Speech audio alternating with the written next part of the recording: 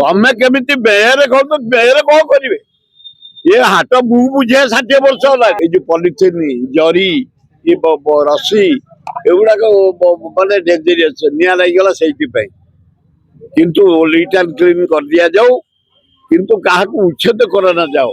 ଯୋଉମାନେ କ୍ଷତିଗ୍ରସ୍ତ ହେଇଛନ୍ତି ସବୁ ବ୍ୟବସାୟୀକି ଥଇଥାନ କରାଯାଉ, ସେଠି ନହେଲେ ଅନ୍ୟ କୋଉଠି କରାଯାଉ, ସେମାନେ ଯେମିତି ବଞ୍ଚିବେ। ସେ 5 ଲକ୍ଷ କୋଉଠି ସେ ବଞ୍ଚିବେ କରୁନାହାନ୍ତି, ସେମିତି ଦାବି କଣ ଓଡିଶାରେ କାହାର ପୈତୃକ ସମ୍ପତ୍ତି କି? ତମେ ବ୍ୟବସାୟ କରୁଥିଲ କେମିତି ବଞ୍ଚିବ ସେ କଥା କର, ସେ ଦାବି ଫାବି କଥା ଠିକ କୁହନି। ତମେ ବେପାର କଲାବେଳେ କାହାକୁ କହିଥିଲ? ତମେ କେମିତି ବ୍ୟୟରେ କହୁଛ? ବ୍ୟୟରେ କଣ କରିବେ? ଏ ହାଟ ମୁଁ ବୁଝେ 60 ବର୍ଷ ହେଲାଣି। କୋଉଟା ସେ କାହାର ଲାଗୁ? ତାଙ୍କୁ କ୍ଷତିପୂରଣ ବାବଦ ନ ଦେଇ ଥଇଥାନ କର। କାଲି ଭୁବନେଶ୍ୱର ହାରାହାରି 3 ଲକ୍ଷ ଉଠା ଦୋକାନୀ ଆମେ ଏକାଠି ହେଇଥିଲୁ 4 ଜାଗାରେ, ଦଳ ମତ ନିର୍ବିଶେଷରେ। ସେଇ ପୋଡା ଜାଗାରେ ଆମେ ଏକାଠି ହେଇଥିଲୁ କାଲି ୟୁନିଟ୍ 1 ହାଟରେ।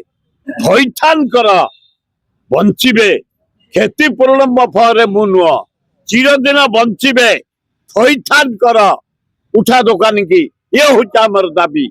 ମୁଁ କ୍ଷତିପୂରଣ ଉପରେ ଯାଇଛି।